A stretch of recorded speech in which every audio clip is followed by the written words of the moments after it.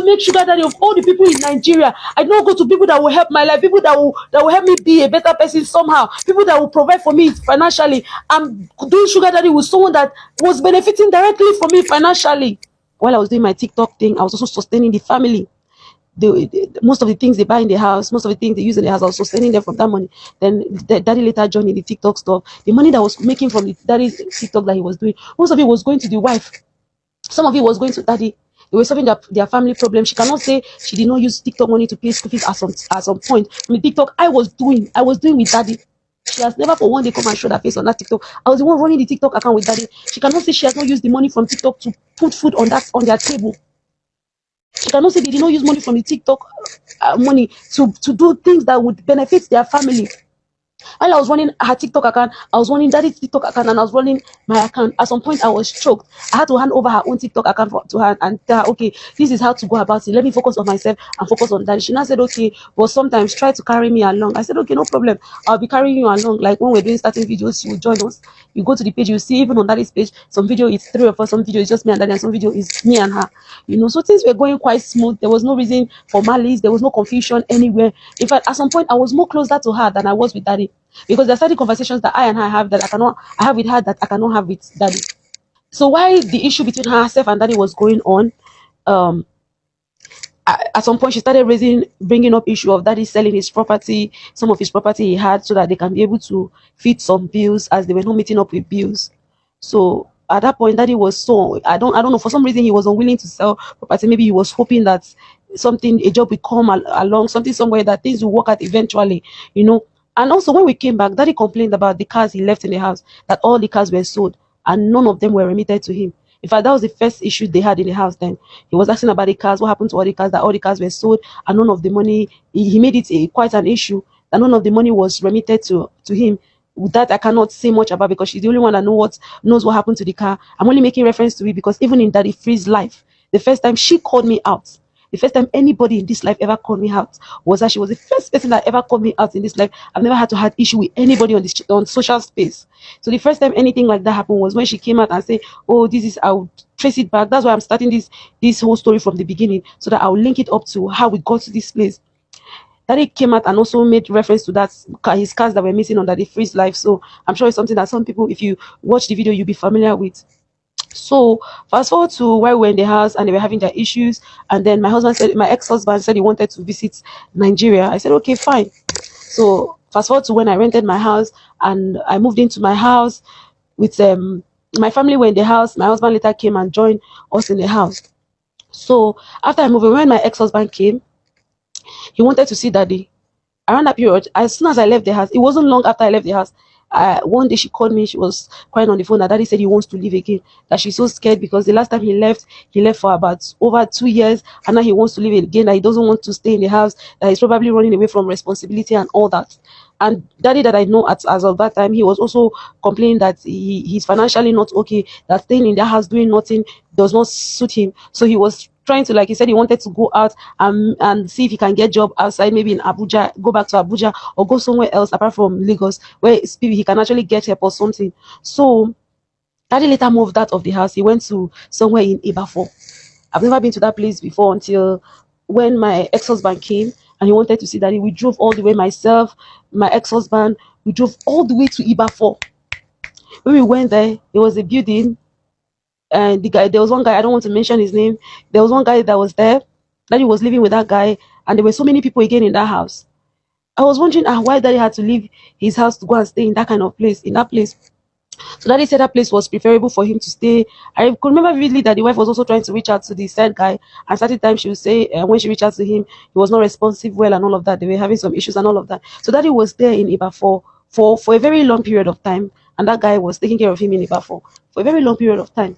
So when I came back, when I got to Ibafo, I called her, I said, this is where daddy is staying. No, that are you not going to do something about it? At least let him come back. That place, I don't think is very comfortable for him. So she said, that if he wants to move her, she cannot stop an adult from going to where he wants to stay, since his own house is not comfortable for him to stay anymore. According to her, he was running away from responsibility and stuff. People had different view.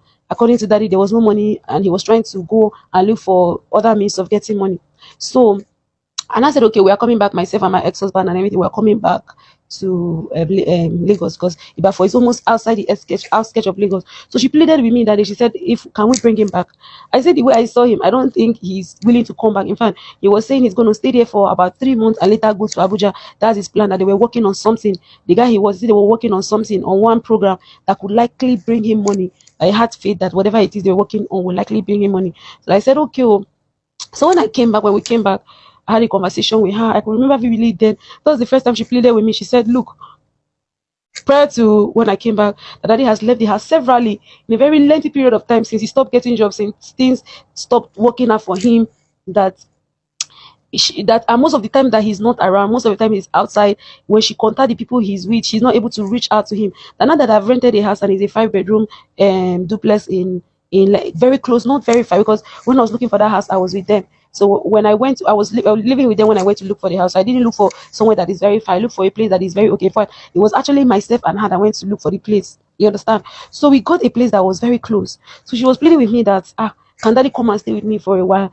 That even if it's the TikTok thing that we are doing that is bringing money, let's be doing it. At least she's seeing small money to settle certain bills. That if it's that one that is working out, let's do it.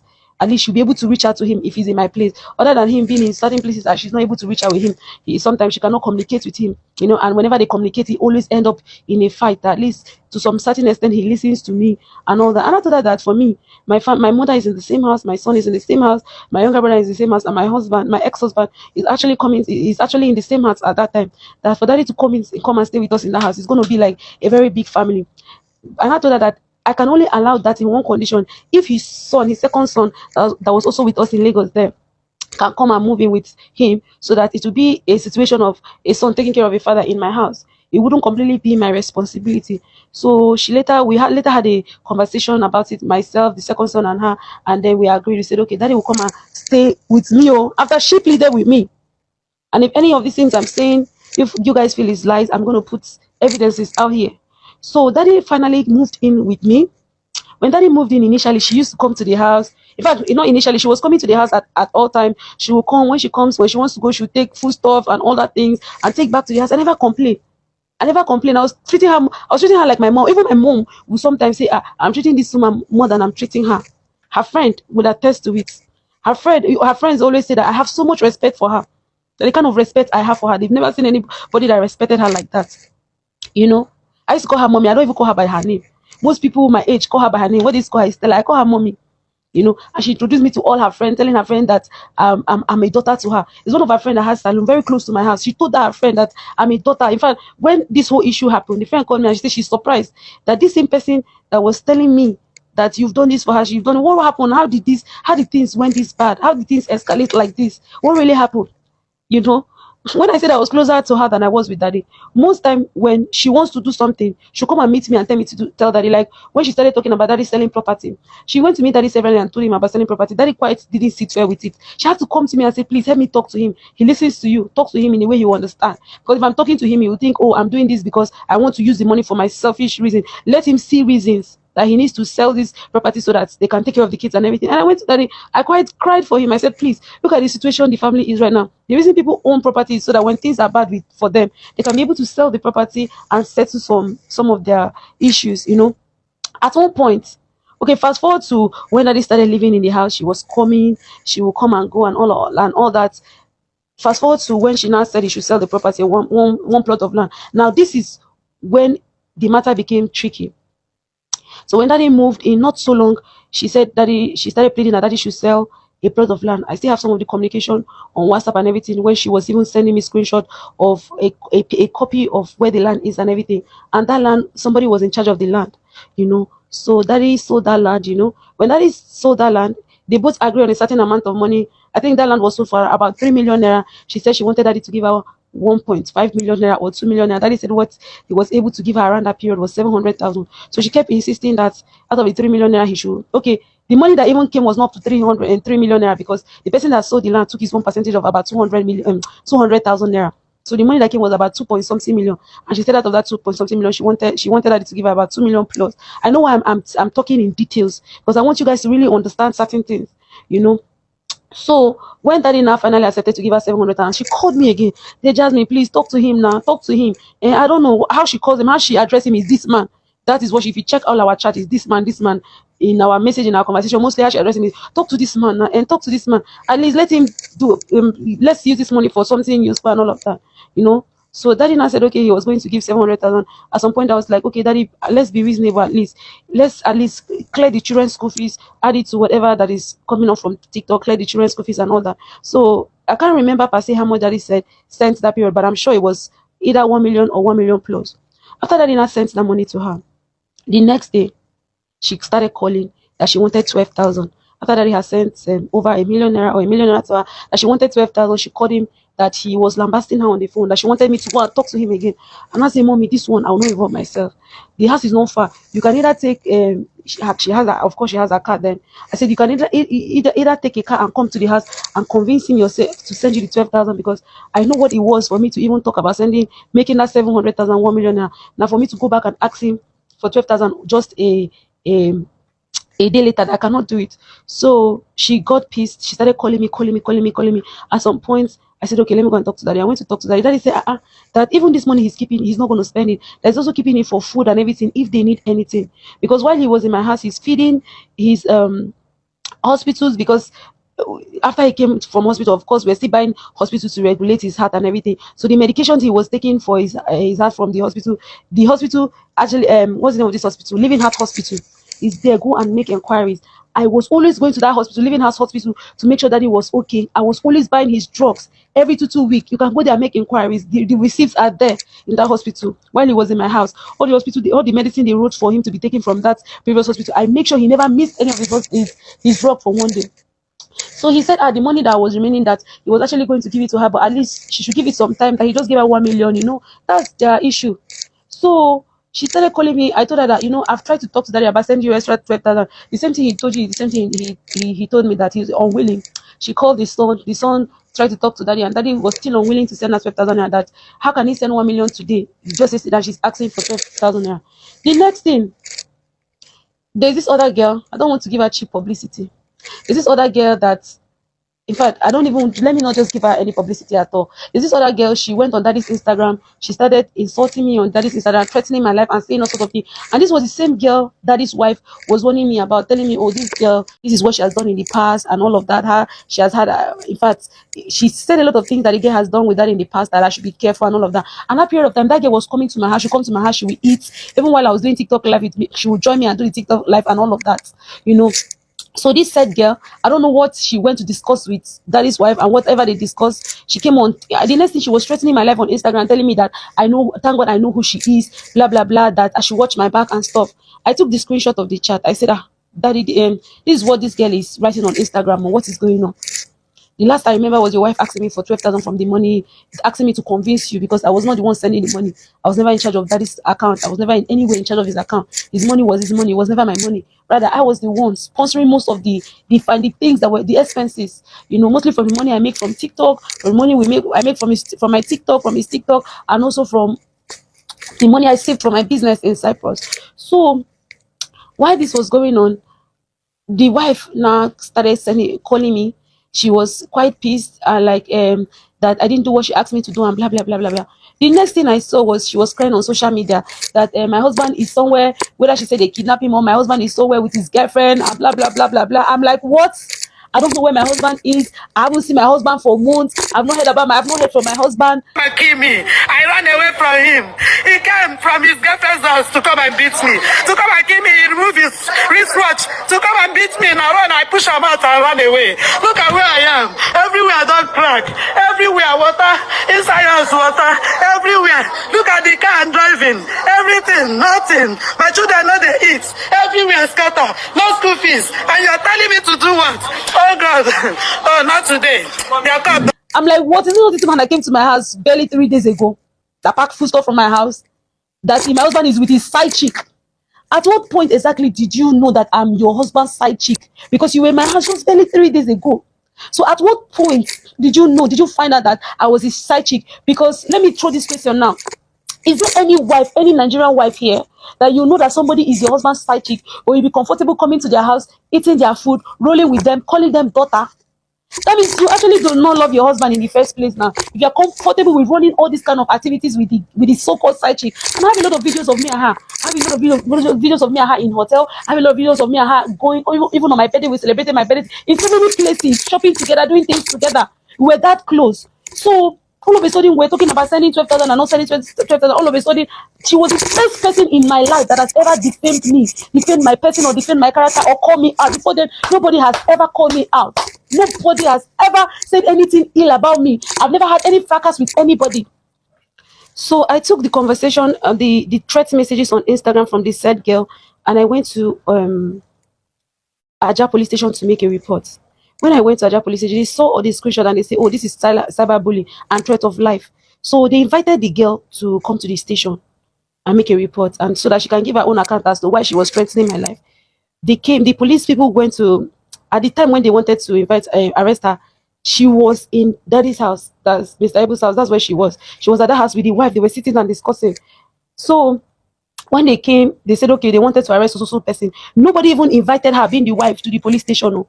They told the girl, this is the reason why we're coming here to arrest you and all of that. And she stood up, she said, if they're taking the girl anywhere, she will go. That she will go anywhere they're taking the girl, that she's going to go alongside with the girl. The police people now said, okay, your mother, welcome. So when they went to the station and all of us were there, they were narrating everything. Daddy said, Daddy narrated the then DPO, if the then DPO can attest to most of these things that I'm about to say now. He was there, Daddy told them, he said, okay, this is a person that I have been with for the past almost a year. That he told them about the issue he was having, the issue he was having with his wife, the issue he has been having, and why he left the house and all of that, and that I haven't wronged him in any way. In fact, that he's surprised that his wife is dragging me. He told them how I've been of help to the family, how even the wife came to the house barely a few days ago to take food and all of that. So later, the said girl came and was begging me when she saw that I wanted to charge the case to court and all of that. She was begging, they were pleading. She even said she wanted to do a video. He said she wanted to do a video in Aja police station and apologize to me. The next thing, she was supplying some information to Gistlover. She will say this in a police station. She'll go to Gistlover and supply another information. She'll tell Gistlover, oh, the family have said, and this is the same girl that came to meet me that her Instagram account is not growing. That she wanted me to help her and grow her account. That she has been with daddy for a very long time. A lot of people knows her with daddy. She has been with daddy for a very long time. That her social media platforms are not growing. That she doesn't know how I do it. That me, within a very short time, I just blow. A lot of people know me on social media and stuff. And I told her that excuse me, I was just doing my thing from my own heart, from my goodwill. I was just doing my thing. I wasn't expecting much. It wasn't like there was a pattern I was following. I wasn't following any pattern. It's not like I studied this in school. I was just doing my thing from the depths of my heart, from the genuineness of my heart, and things were coming along. I told her, okay, I was going to help you, find a way you're going to grow your page. I'll give you some tips. And I was actually giving her some tips on how to build her page. So as far as I know, this was a pure case of envy and jealousy. A case of envy and jealousy from that point where they dragged me on social media from the first time. Then they claimed that they apologized. Later, she went on Gistlover. She sent a whole different things were happening in the police station. Different things were being carried on Gistlover. She would say, Mr. Ibu has gone back to the family. Him and the wife has reconfirmed. And the Jasmine girl has... What happened? That same day, after Gistlover dragged me, after I was dragged on social media, after the wife paraded me on social media as a terrible person, after the whole reconciliation, where did the man sleep? Where did Mr. Ibu sleep? He still came back to sleep in my house. He still came back to sleep in my house. After the whole thing, the wife came out on social media and said, I have accepted Jasmine as my adopted daughter. I have not accepted that. You were the one that started telling people that I was your daughter. You were the one that started parading me as your daughter. You were telling all of your friends that I'm your daughter, that I've been like a daughter to you, that I've been of help to you. You were the one parading me like that. Then you came and say you've accepted me as your daughter, you've accepted me as a social media manager and whatnot. I didn't quite say anything. After much, we did our interview at Daddy Free's place, because that first time I had all the proofs, thank God. Both the money I was sending to her, I showed everything on Daddy Free's life. Both the land they just sold, the land they sold, everything. Whatever happened that period was just a case of jealousy. I don't know where that jealousy emitted from, because you cannot jealous somebody that you are benefiting from. You cannot envy someone that you're benefiting from. You know that you are benefiting directly from this person.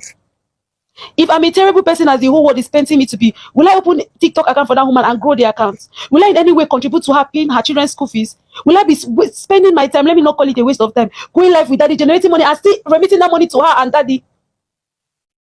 I don't even want to I don't even want to go back and look at the sacrifices I've made for this family. A lot of people are saying this girl is using Mr. Ibu. She's using. How am I using Mr. Ibu? How am I using Daddy? I want to know. How can you be using someone that is benefiting directly from you? A lot of people are saying he's a sugar daddy. Look at me very well. At my age, if I want to go and have a sugar daddy, I will look for one that is doing very well, financially okay, that can actually provide for me, not somebody that directly is benefiting from me. I'm not saying this to bring anybody down. I'm saying this just exactly the way it is. This is the one that when I came back, Daddy could not boast of 5,000 naira of his own. And the people directly around him, they know that. Sorry to say, AGM president is fully aware of what I'm saying right now, because I was there so many times when Daddy would call him, being the AGM president, asking for money. The AGM president will send 5,000, 50,000, 20,000, so many times. He knows. They all know. Most of them in the industry knew that around the period I came back, Daddy was not doing fine. They know. They know the story. They cannot say they don't know the story. They know. You know, he was at his lowest when I came back. So I want to make sure that of all the people in Nigeria, I don't go to people that will help my life, people that will help me be a better person somehow, people that will provide for me financially. I'm doing sugar daddy with someone that was benefiting directly from me financially. So fast forward to all these things that happened. I was dragged on social media. By the grace of God, I had the opportunity to come and clear myself on Daddy Friend's life and everything. After everything happened, people were warning me, stay away from this woman. Someone that can go this far to bring you down. This person does not want your progress. Stay away from her. Me, if anybody that knows me, know me, Jasmine. I'm not someone that carry things to heart. Anybody that knows, ask anybody that has ever had direct contact with me. I can boldly say financially, Daddy might not have helped me financially, but from doing what I was doing from the depth of my heart, just from trying to support him from the depth of my heart, people came to love me through his platform. I was also able to build my platform. I was able to build a fan base from the fan base of people that love him. If I wasn't doing, I did not just sit back and started having followers. No, I was not just sleeping and started having followers. I wasn't even looking for that fame at the time it came. I was just doing my thing, being that person that was trying to resurface him back to the internet. It was a mutual thing. When I came back, nobody was talking about Daddy now. Nobody was talking about Mr. Ibu on social media. Nobody. He has built his name legendary. Yes, I acknowledge that. But at that time, he was not that hot. Okay, people were not looking out for him. It was when I came back, I brought him back to the limelight. I recovered everything that was lost. Brother Shaggy reached out to him. Brother Shaggy actually reached out to me directly. I was the one that made that skit happen, and that money was paid to his wife. That money was paid to his wife. I cannot count how many people that did skits with Daddy, and the money was sent to his wife directly. Daddy will not even take 1 naira from the money. He will send it to his wife. It was in a bid to bring Daddy back to the limelight that God showed me favor. It was in a bid to bring him back to the limelight that God showed me mercy, and people started to love me. But some people did not sit well with it. Some people did not like the fact that I was growing fast. They were talking about it. Even look at the voice audio that they posted. They say I was having an affair with Daddy. The woman on the voice audio, what was she talking about? And Jasmine, who is Jasmine? That Jasmine is claiming she's your daughter. She just got fame overnight. She's making no money overnight. Look at their pain. Look at their disturbance. Look at what is giving them sleepless nights. The fact that that fan base, if it was up to them to take it down, they would have taken it down a very long time ago. But let me not deviate from the education he was taking for his heart from the hospital. The hospital actually, what's the name of this hospital? Living Heart Hospital is there. Go and make inquiries. I was always going to that hospital, Living Heart Hospital, to make sure that he was okay. I was always buying his drugs every 2 weeks. You can go there and make inquiries. The receipts are there in that hospital. While he was in my house, all the medicine they wrote for him to be taken from that previous hospital, I make sure he never missed any of his drug for 1 day. So he said, the money that was remaining, that he was actually going to give it to her, but